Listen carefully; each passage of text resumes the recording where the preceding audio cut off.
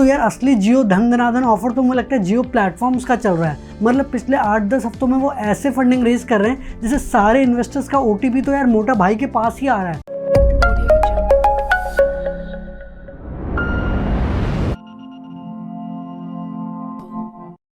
नमस्कार दोस्तों, मेरा नाम है अर्नब नायक। आप देख रहे हैं स्टार्टअप ज्ञान। और इस हफ्ते इंस्टाग्राम यूज़र्स और जो एमएसएमई के इंडस्ट्री में काम करते हैं उनके लिए तो पॉजिटिव न्यूज़ है, पर जो क्रिप्टो करेंसी में डील करते हैं उनके लिए नेगेटिव न्यूज़ है। इसके अलावा मोटा भाई अंबानी ने फिर से इस हफ्ते 2 बार फंडिंग उठा ली है।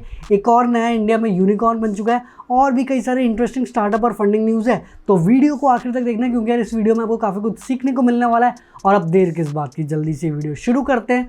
पहली और सबसे बड़ी स्टार्टअप न्यूज़ ये है कि अब आप इंस्टाग्राम से भी खाना ऑर्डर कर सकते हैं। तो शुरुआत में हम इंस्टाग्राम में अपने दोस्तों की फ़ोटोज़ देखने के लिए, फिर हम मीम्स के पीछे पड़ गए, फिर हम मॉडल्स को फॉलो करने लगे, फिर कई सारे इंटरेस्टिंग बिजनेसेस इंस्टाग्राम में आने लगी, फूड ब्लॉगिंग शुरू होने लगी और अब फाइनली आप इंस्टाग्राम के थ्रू खाना भी ऑर्डर कर सकते हो। तो इसके लिए इंस्टाग्राम ने नए फूड ऑर्डर के स्टिकर्स लॉन्च किए जो कि रेस्टोरेंट्स यूज़ कर सकते हैं। और उस पर जब आप स्वाइप अप करोगे तो या तो फिर वो स्विगी के ऐप में जाएगा या जोमेटो के ऐप में जाएगा, या फिर वो रेस्टोरेंट अपने लैंडिंग पेज के थ्रू खुद भी ऑर्डर एक्सेप्ट कर सकता है। तो इससे रेस्टोरेंट्स, जो कि आपको पता है कि यार इस पैंडेमिक की वजह से काफ़ी नेगेटिवली इंपैक्ट हुई है, उनको एक और तरीका मिलेगा अपने खाने को मार्केट करने के लिए। और होपफुली यार उनको इंस्टाग्राम के थ्रू भी काफ़ी सारे ऑर्डर्स मिलेंगे।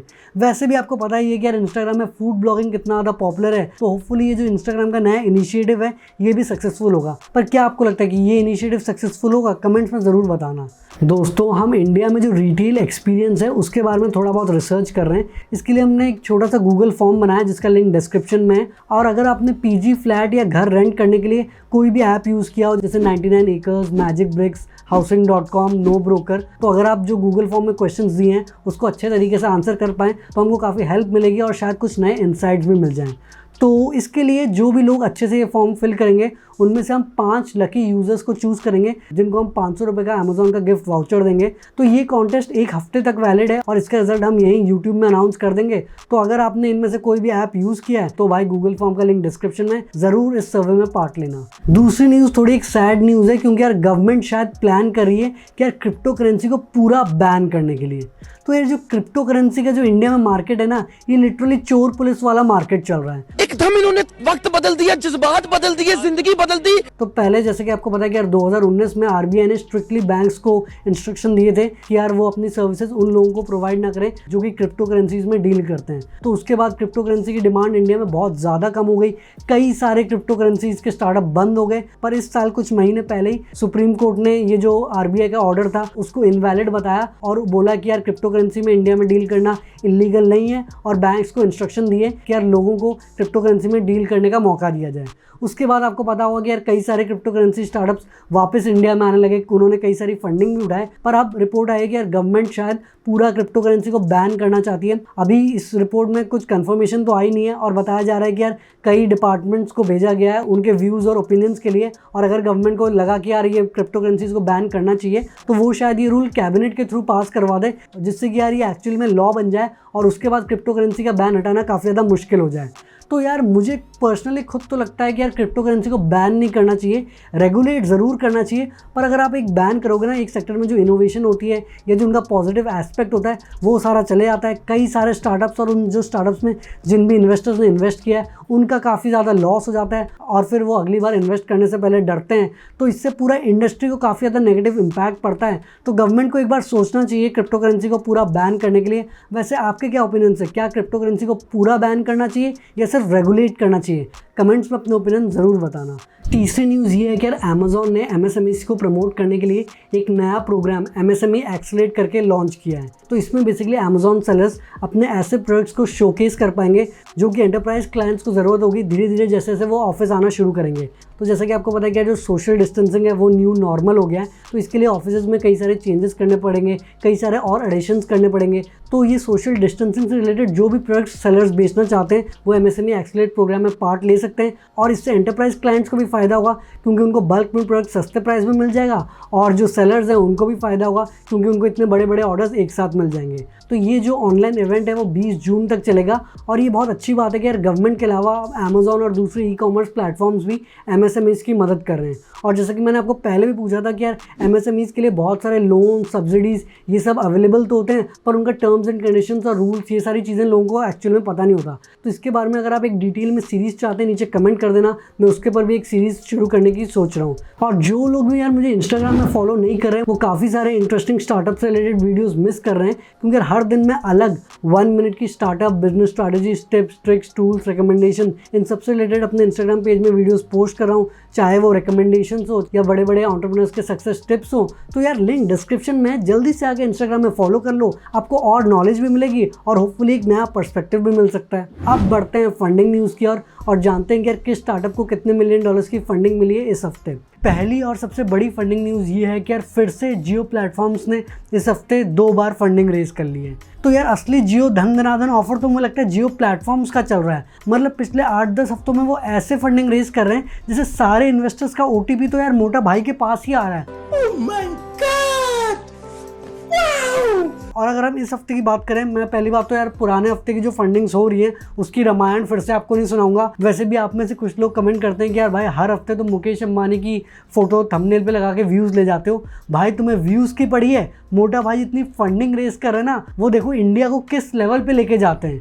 तो अगर हम इस हफ्ते की बात करें, जियो प्लेटफॉर्म्स ने 4,546.8 करोड़ रुपीज़ की फंडिंग उठाई है TPG से, जिसके लिए उन्होंने 0.93% स्टेक दिया है। और इसके अलावा उन्होंने 1,894.5 करोड़ रुपीज़ की फंडिंग उठाई है एल कैटाटॉन से, जिसके लिए उन्होंने 0.39% स्टेक दिया है। तो अगर आप उनके पिछले 8 हफ्ते की फंडिंग डेटा देखोगे, उन्होंने 1 ट्रिलियन रुपीज़ से भी ज़्यादा फंडिंग रेज कर लिया है। तो अगर हम एग्जैक्ट की बात करें, उन्होंने करीब 1,04,326.95 करोड़ रुपीज़ की फंडिंग उठाई है, जिसके लिए उन्होंने इन्वेस्टर्स को करीब 22.38% का स्टेक दिया है। तो यार मुझे तो लगता है कि यार ये पहली ऐसी टेक कंपनी होगी जिसने इतने कम टाइम में इतनी ज़्यादा फंडिंग उठा ली है, और वो भी लॉकडाउन के टाइम। अभी सोचो यार, अगर लॉकडाउन नहीं होता था तो मोटा भाई बिल्कुल ही अलग लेवल पे पहुंच जाते हैं। और बताया जा रहा है कि यार अभी फंडिंग खत्म नहीं हुई, और अभी बताया जा रहा है कि यार वो सऊदी अरेबिया के पब्लिक इन्वेस्टमेंट फंड से भी फंडिंग रेज कर सकते हैं। तो ये शायद अगले हफ्ते की स्टार्टअप न्यूज़ में मैं आपको बताऊंगा। पर ये समझ लो कि क्योंकि इतने सारे इन्वेस्टर्स ने इतना सारा पैसा डाला हुआ है जियो प्लेटफॉर्म्स ने, वो सही में इंडिया को एक डिजिटल इकोनॉमी बनाने वाले हैं। और अगर आप डिटेल में जानना चाहते हैं कि जियो का एक्चुअल में क्या प्लान है,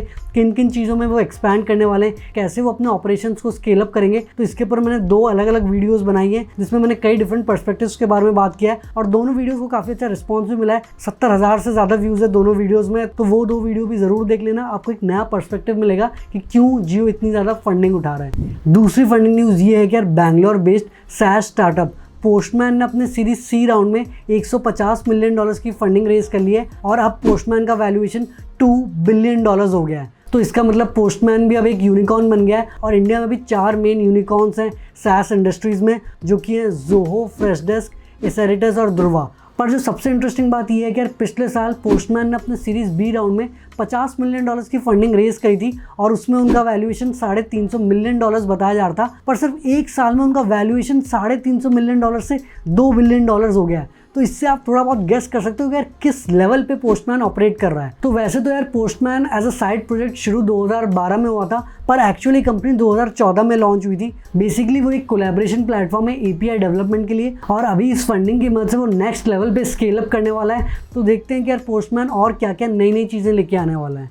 तीसरी फंडिंग न्यूज़ ये है कि यार एंटरप्राइज ऑटोमेशन टूल Jiffy.ai ने अपने सीरीज A राउंड में $18 मिलियन की फंडिंग उठा ली है नेक्सस वेंचर पार्टनर्स से। तो Jiffy.ai की शुरुआत 2012 में हुई थी, बट इंटरेस्टिंग बात ये है कि यार उनके करीब 20 को फाउंडर हैं, और सारे काफ़ी सीनियर एग्जीक्यूटिव्स या फाउंडर्स रह चुके हैं अपने पुराने कंपनीज़ के। तो बेसिकली उन्होंने आर्टिफिशियल इंटेलिजेंस पावर्ड ऑटोमेशन और ऐप डेवलपमेंट के फील्ड में काम किया है। और Jiffy.ai का एम है कि यार ज़्यादा से ज़्यादा टास्क को वो ऑटोमेट कर पाए, जिससे टाइम और पैसे और बचे। अभी इस फंडिंग की मदद से वो प्रोडक्ट डेवलपमेंट, टीम एक्सपेंशन और कस्टमर बेस एक्सपेंशन पर फोकस करने वाले हैं। तो देखते हैं कि यार जिफी आगे जाके और क्या क्या नया करता है। चौथी फंडिंग न्यूज़ ये है कि यार Bangalore based health tech startup Healthplix ने अपने सीरीज B राउंड में $6 मिलियन की फंडिंग उठा ली है। तो हेल्थप्लिक्स की शुरुआत 2014 में हुई थी, और बेसिकली उनका जो मेन प्रोडक्ट है वो है इलेक्ट्रॉनिक मेडिकल रिकॉर्ड सॉफ्टवेयर। तो इसकी मदद से वो e prescriptions, lab, billing, dashboard, pharmacy, mobile app, कई डिफरेंट हेल्थ के सेगमेंट में ऑपरेट करते हैं और पूरे प्रोसेस को काफ़ी स्मार्ट बना देते हैं। अब अगर मैं इसका एग्जांपल दूं तो हेल्थप्लिक्स की मदद से आप ई प्रिस्क्रिप्शन लिख सकते हो, जो कि काफ़ी फास्टर तो है ही नॉर्मल प्रिस्क्रिप्शन से, पर इसके अलावा इसमें कई सारे कस्टम केस शीट्स होते हैं, ऑटो लर्निंग प्लेटफॉर्म है, सारे MCI की गाइडलाइंस भी फॉलो करता है। तो इस पैंडेमिक के टाइम में हेल्थप्लिक्स की भी काफ़ी ज़्यादा ग्रोथ हुई है, क्योंकि वो रिमोट कंसल्टेशन में भी मदद करते हैं। तो ये जो हेल्थ टेक का सेगमेंट है आजकल काफ़ी ज़्यादा कॉम्पिटिटिव हो गया है, पर देखते हैं कि इस फंडिंग की मदद से हेल्थप्लिक्स और क्या क्या नए इनोवेशंस करता है। तो दोस्तों ये थी इस हफ्ते की सबसे बड़ी स्टार्टअप और फंडिंग न्यूज़। आई होप आपको ये वीडियो पसंद आई होगी, और अगर आपने इस वीडियो से कुछ सीखा, वीडियो को लाइक करना, शेयर करना और नीचे कमेंट करना कि वीडियो कैसी लगी। चैनल को पक्का से सब्सक्राइब कर लेना और घंटा दबा देना ताकि आप कोई भी वीडियो मिस ना करें।